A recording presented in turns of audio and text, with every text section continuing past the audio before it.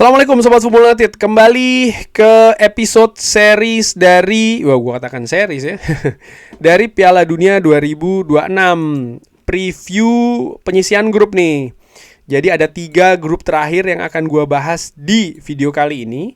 Langsung saja ke grup J, K, dan L ya. Gua akan mulai dari grup J dulu nih, di mana grup J ada juara bertahan Argentina, Algeria, Austria, dan juga Jordan. Nah, langsung aja nih. Argentina ada di antara 2 besar. Bukan tidak mungkin bahkan menjadi juara grup ya, menurut gua. Unggulan utama, grup ini kayaknya lebih soft deh. Karena Algeria dan juga Jordan ini ya bisa dikatakan mereka tidak cukup sering ya berada di kompetisi senior internasional. Bahkan ya, untuk World Cup ternyata Algeria itu sempat ada di 5 World Cup yang mereka ikuti. Tapi tentu saja dalam beberapa atau gelaran Piala Dunia terakhir mereka tidak ikut di sana. Terakhir kalau tidak salah di 1986. Jadi cukup lama mereka absen. Sementara Jordan itu kalau gue lihat ya, ini adalah penampilan pertama Jordan di Piala Dunia. Lalu ada negara lain yaitu adalah Austria nih, yang juga berada di grup J, Ralf Rangnick ya. Nah, dari 4 tim ini Argentina tadi gue tempatkan satu di antara 2 besar. Jordan gue tempatkan yang paling bawah. Langsung aja nih antara Algeria dan juga Australia. Vladimir Petkovic ini adalah pelatih dari Algeria, Aljazair ya. Ini merupakan nama yang sangat berpengalaman. Dan kalau gue lihat bagaimana skuad dari Algeria sendiri juga sangat menyebar. Salah satu pemain unggulannya yaitu adalah Anis Hadj Moussa yang memperkuat Feyenoord. Menciptakan gol bagus menurut gue ketika beruji coba menghadapi Belanda. Dan banyak pemain juga yang memperkuat klub-klub Eropa. Salah satunya juga Ryan Ait-Nouri ya, memperkuat Manchester City.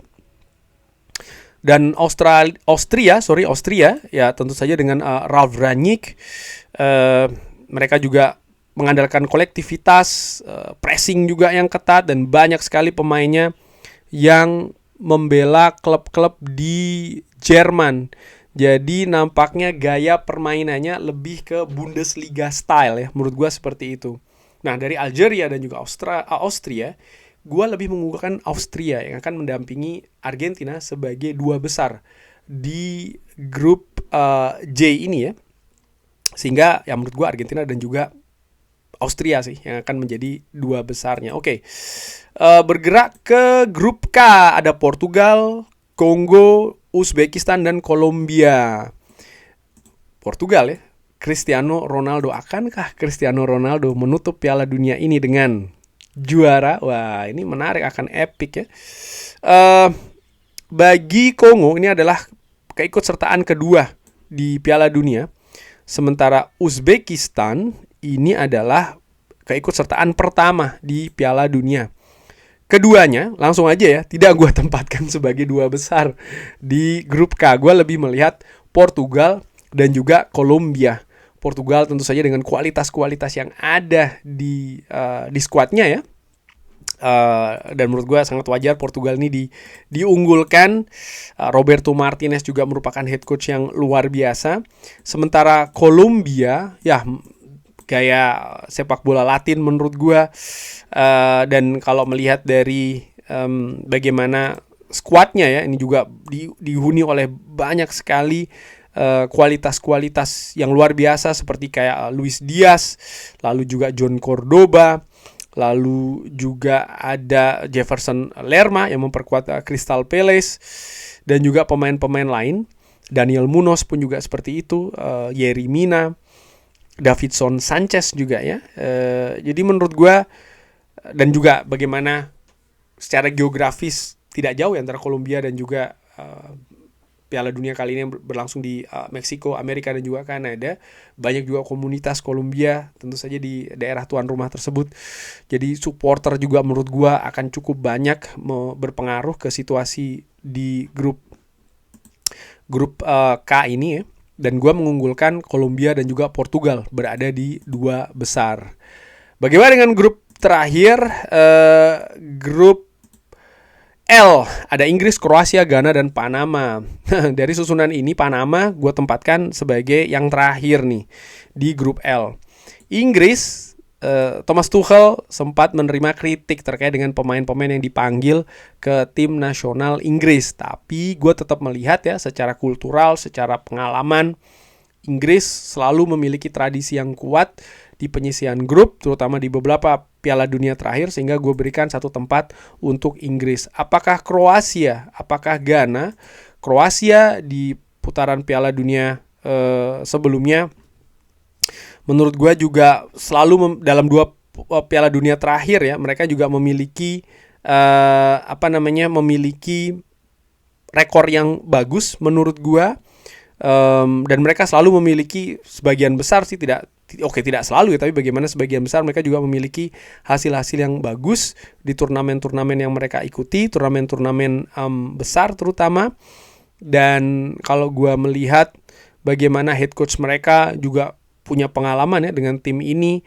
Lalu kalau melihat juga pemain-pemain yang ada, mereka banyak dihuni oleh pemain-pemain yang juga kombinasi antara pemain senior dan juga pemain muda. Masih ada Ivan Perisic misalnya di sana. Masih ada Luka Modric yang berusia 40 tahun, luar biasa. Masih ada Mateo Kovacic juga. Tapi gue melihat pengalaman sih ya dari skuad ini yang cukup sering bersama-sama. Mereka bersama dengan Zlatko Dalic ini sempat menjadi runner up di Piala Dunia 2018, dan di Piala Dunia terakhir 2022 mereka menjadi peringkat ketiga. Jadi bisa dilihat ya bagaimana memang Kroasia ini luar biasa di 2 putaran final Piala Dunia terakhir. Dan menurut gue dengan demikian gue menempatkan Kroasia dan juga Inggris sebagai 2 besar dari grup L. Nah itu tadi prediksi preview grup L ini, sekaligus juga menutup ya beberapa konten terkait dengan preview prediksi putaran grup di Piala Dunia 2026. Gue bisa jadi salah, tapi gue memperkirakan dan gue harapkan juga ya, dengan berbagai catatan Piala Dunia ini, terutama sebelum penyelenggaraan ya, semoga setelah atau ketika penyelenggaraan kita bisa disuguhkan pertandingan-pertandingan yang menarik, yang menghibur, dari hari pertama sampai dengan hari terakhir.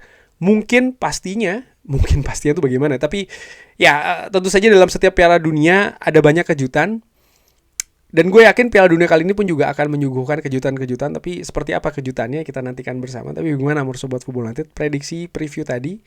Ada pendapat lain? Seperti biasa silakan drop di kolom komen. Terima kasih sudah menyaksikan. Jangan lupa like, sholat, dan juga subscribe. Wassalamualaikum warahmatullahi wabarakatuh. Thank you.